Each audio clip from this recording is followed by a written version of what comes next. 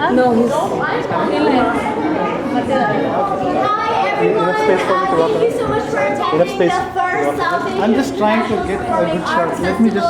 We're going to be starting the show shortly. I just wanted to let you know there's stuff happening all weekend. So we have There's a guy who's going to walk down at the end of the flyer I gave you guys.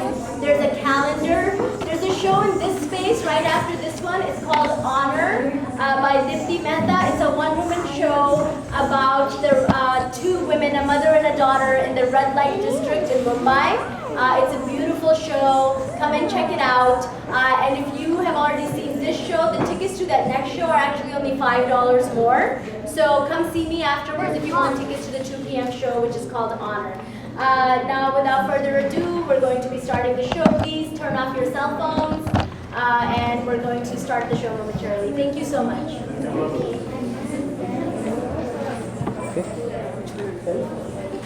Are we catching that contact? Start.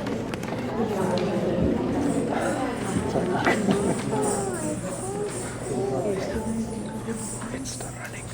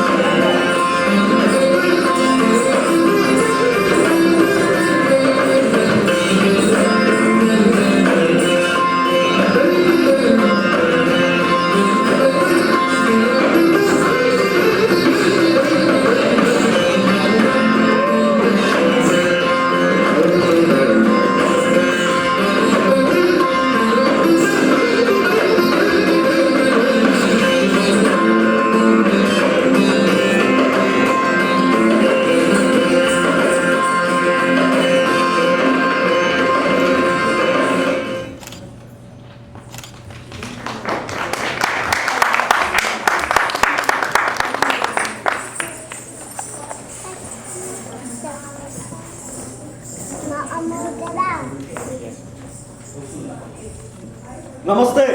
Namaste. Or should I in chaste Kannada say Namaskara? Namaskara. My name is Anand Rao. On behalf of Nupradhwani, a warm welcome to you all for Karnataka Vaibhava. Karnataka Vaibhava depicts the grandeur and the glory of the state of Karnataka. As you may all know, Karnataka is a state in South India. And today we will take a long journey back in time to the hinterlands of Karnataka, from iconic classical dances to folk dances to tribal dances. And yeah, not to sound facetious, but we're going to cover dances spanning something like 1500 years. For the next 55 something minutes, enjoy. And may I request all of you to turn off your cell phones or keep them silent, because you need to take pictures. Right? And kids, shh. It can get pretty intense, so pay attention. Grown-ups too. Let's start with Hacchevu Kannadada Deepa. Let's light the lamp of Kannada in the world. Here they come.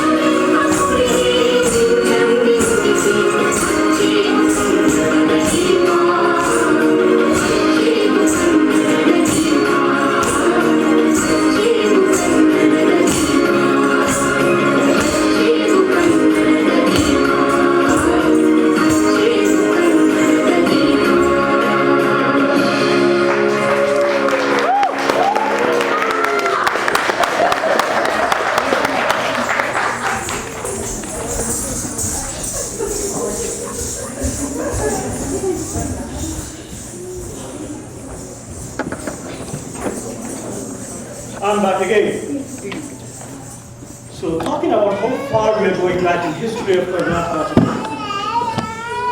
let me tell you, we are going to go a long, long way back in time.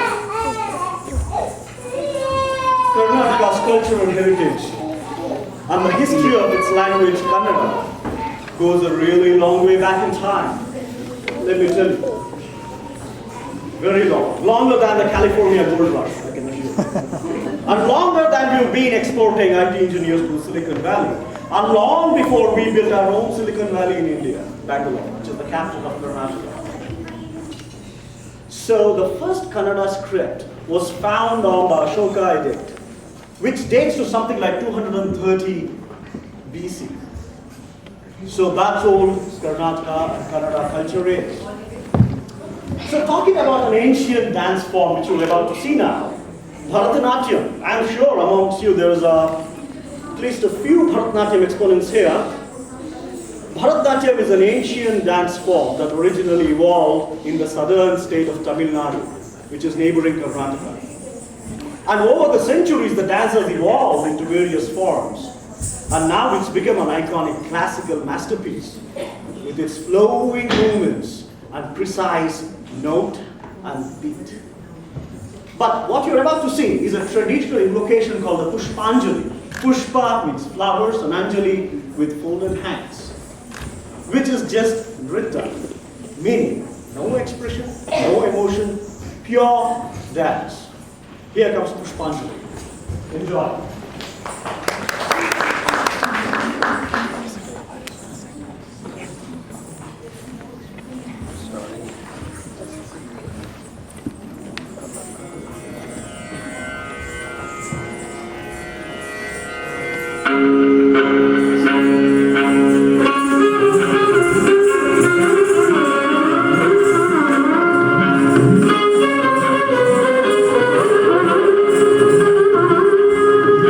Thank you.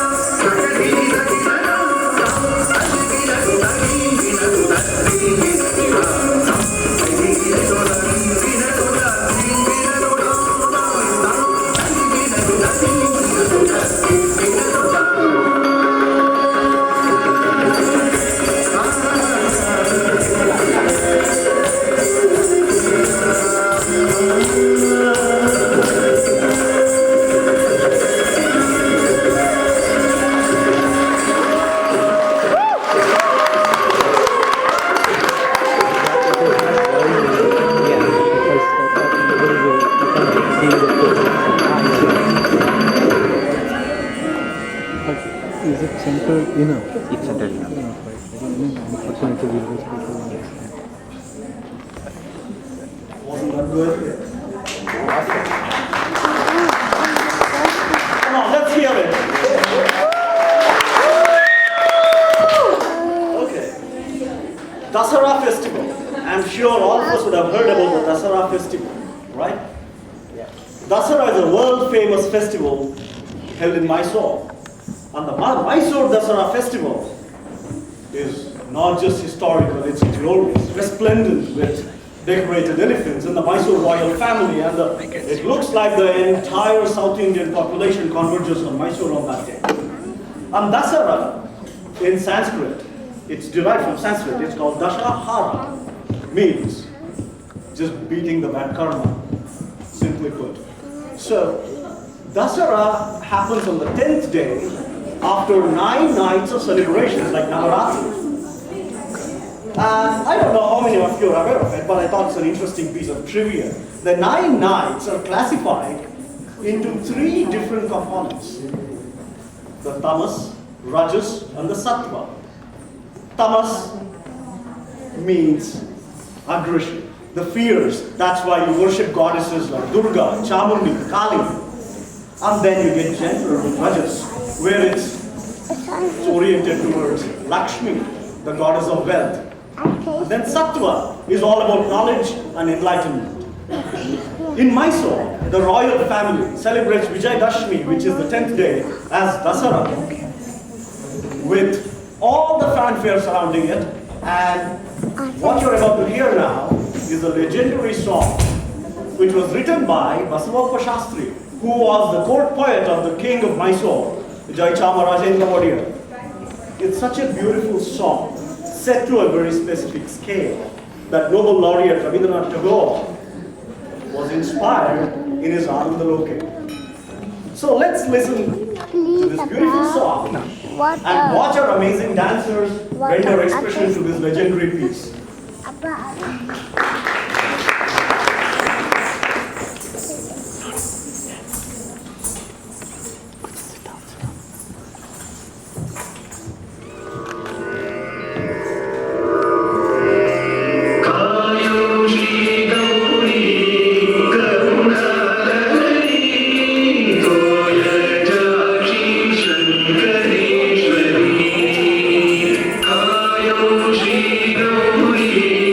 Karuna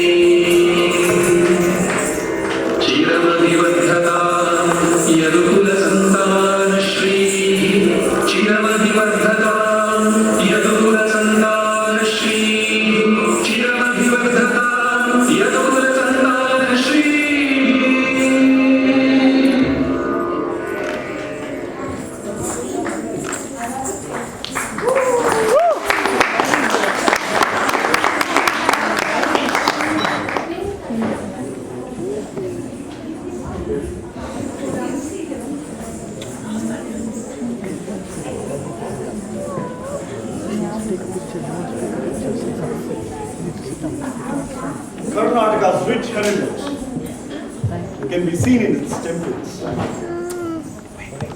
How many of you have visited Venu, Haleni, Somanatheshwara, Shravana Belagava, where the rocks dance and play music?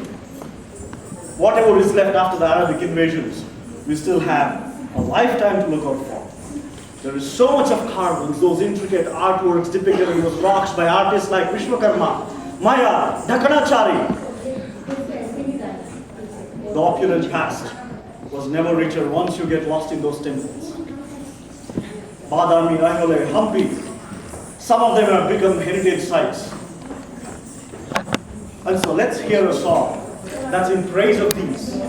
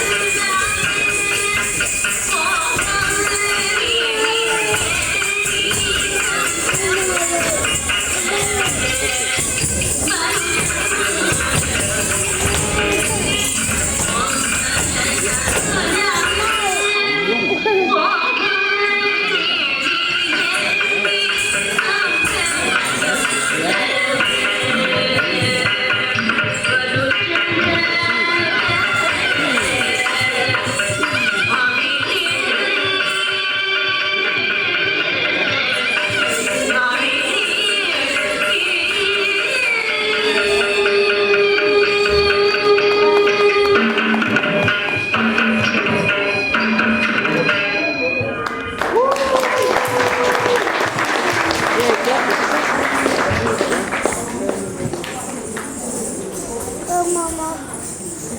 Mama.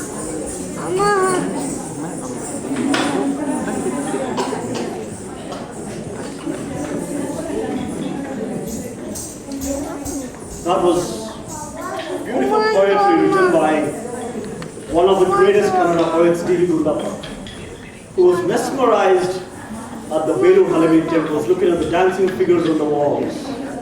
It was almost like those dancing stone figures came to life. Okay, moving on. I have here with me 2 sticks. So we're going to do something that exactly means stick play. Kolata. Kolata is a folk dance of Karnataka which is very popular in various cultures around India, in fact. It's very simple, it's very easy, decorated, colorful sticks.